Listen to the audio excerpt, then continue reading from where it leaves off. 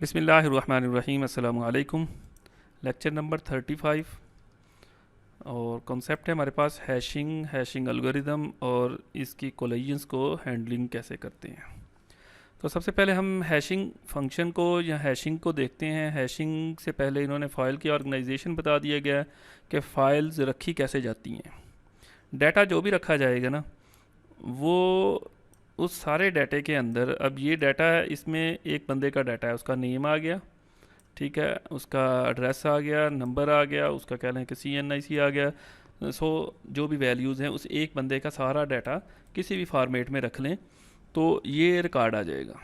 अब इस हर रिकॉर्ड की ना एक की होती है, ठीक है। की क्या होगा कि वो यूनिकली आइडेंटिफाई होगा रिकॉर्ड का। मतलब जैसे हमारे आम केस के अंदर CNIC नंबर है हमारा, या यूनिवर्सिटी के अंदर आपका आईडी है, रजिस्ट्रेशन नंबर है, कोई सी भी ऐसी की होगी, वैल्यू होगी जो यूनिकली आइडेंटिफाई होगी, यानी कि उस तरह की किसी और की नहीं होगी पूरी यूनिवर्सिटी के अंदर, तो वो की कहलाती है। उस बेस पे अगर रिकॉर्ड सर्च करेंगे तो वो एक ही बंदे का आएगा, उसकी बेस के ऊपर रिकॉर्ड रखा जाएगा तो एक ही बंदे का होगा, ठीक है। और इसको की का कॉन्सेप्ट दे दिया गया है, प्राइमरी की है, फिर उसके बाद आगे काफ़ी सारी कीज़ का कॉन्सेप्ट आ जाएगा, तो वो प्रीवियस हम पढ़ के भी आए हैं।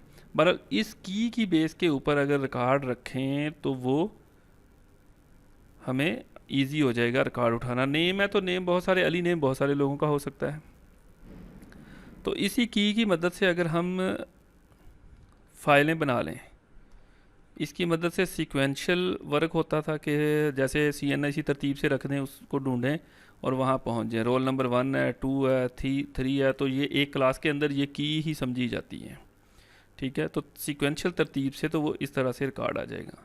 और दूसरा है डायरेक्ट एक्सेस ऑर्गेनाइजेशन, इसकी फ़ाइल की कि किस तरह इसको डायरेक्ट एक्सेस करें कि डायरेक्टली हम उसी रिकॉर्ड के ऊपर पहुंच सकें जो हमने रखा हुआ है।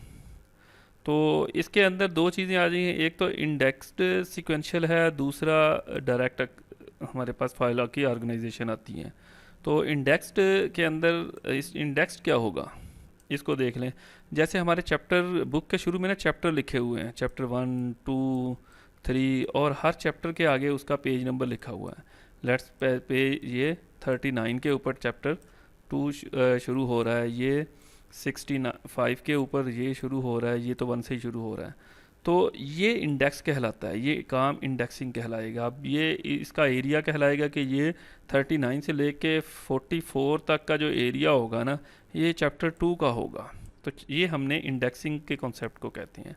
तो की को अगर रखा जाए, उस कीज़ को एक फ़ाइल के अंदर रख दिया हमने, यहाँ कीज़ पड़ी हैं, CNIC पड़े हैं, और ये लिंक कर रहा है एक्चुअली रिकॉर्ड के को, तो इसको कहते हैं sequential access, sorry indexed sequential access.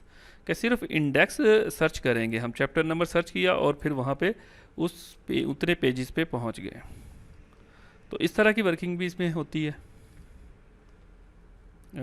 बाकी चीज़ें इसमें वही रिकॉर्ड की डिस्कशन। अच्छा, इसमें ये आ गया हमारे पास इंडेक्स प्लस डाटा कि देखें, इस हमारे केस के अंदर हम कहते हैं कि हमारा चैप्टर जो है वो 20 पेजेस का है, तो इंडेक्स क्या होगा हमारा 39 प्लस इसमें 20 पेजेस ऐड कर लें तो हमारे पास क्या आ जाएगा 59। लिहाजा हमारा जो एरिया होगा वो 29 से लेके 59 तक आएगा। ये किसकी मदद से मिलके बनता है, ये इंडेक्स की मदद से, और साथ में जो उसका साइज़ है वो मिला के हम बनाते हैं। यानी कि डाटा रखने का एक मेथड ये भी है, या इंडेक्स इस तरह से भी वर्क कर रहा होता है। तो इसलिए इंडेक्स प्लस डाटा साथ में आ जाता है, कितना डाटा है, वो इंडेक्स कहाँ से शुरू हो रहा है, और ये उसकी एग्जांपल दे दी गई है, सेम इजी है। और यहाँ पे इंडेक्सिंग की को समझाया गया है। Defining keys, index sequential file के अंदर ज़्यादा वर्किंग जो है या की के ऊपर ही डिपेंडेंसी होती है, लिहाजा की जो है वो एक की तो मस्ट चाहिए इसमें। और इसके अलावा की जो मैक्सिमम तादाद है वो 255 हो सकती है, लेकिन 7 से 8 कीज़ जो है वो रिकमेंडेड है एक अच्छे सेटअप के लिए, अच्छी कह लें कि प्रोसेस फाइल प्रोसेसिंग के लिए। देन इसमें ये चंद बातें हैं जो की को बनाने के लिए लाजमी तौर पे इनका ख्याल होना चाहिए कि उसकी पोजीशन क्या है की और उसका की का साइज़ क्या है, यानी कि उसकी लेंथ कितनी होगी, कि ये 5 4 डिजिट शामिल होंगे और कौन से कॉलम पे किस पोजीशन पे आएगा। डाटा टाइप कौन सी होगी, कि अगर इंटीजर है, सारे नंबर हैं तो इंटीजर रखें, अदरवाइज़ टेक्स्ट है तो टेक्स्ट होना है। तो इस की को बनाते हुए, यानी कि ये ख़ास तौर पे, बाकियों में तो फिर भी 19-20 का, बाकी तो डेटाबेस की डिज़ाइनिंग में डाटा टाइप बहुत इंपॉर्टेंट है, लेकिन की के हवाले से कुछ ज़्यादा कह लें कि केयर हो जाएगी। इंडेक्स नंबर उसका क्या होगा, और ऑप्शन सिलेक्टेड कौन कौन से उसमें अप्लाई ऑप्शंस हो सकते हैं। अच्छा, एक से ज़्यादा जब कीज़ आ जाएंगी तो डिफरेंट, फिर उसकी डाटा टाइप भी डिफरेंट आ जाएगी, तो वो और कॉम्प्लिकेटेड हो जाएगा। तो उस सूरत में ये चंद बातें हैं जी, कि वो ओवरफ्लो ना हो सके, और रिकॉर्ड जो है वो प्रोसेस कैसे होगा, कि पॉइंटर किसी नए रिकॉर्ड को किस तरह पॉइंट कर रहा है, किस तरह की बन रही है। तो इस तरह की बातें इसमें डिस्कस की गई हैं। ये की का आ गया डाटा, एक डायग्राम बना दिया गया है कि अगर इंडेक्स की इस तरह से हो तो यहाँ पे फिर उसके बाद उसकी अटैचमेंट होती है उसकी मेटा फाइल्स के साथ। मेटा फाइल्स वही होगी जिसके अंदर ये वाली सारी इंफॉर्मेशन हो, कि डाटा टाइप किस तरह हो, और उसकी लेंथ कितनी है। तो ये चीज़ें यहीं से ही रेक्टिफाई हो जाएंगी।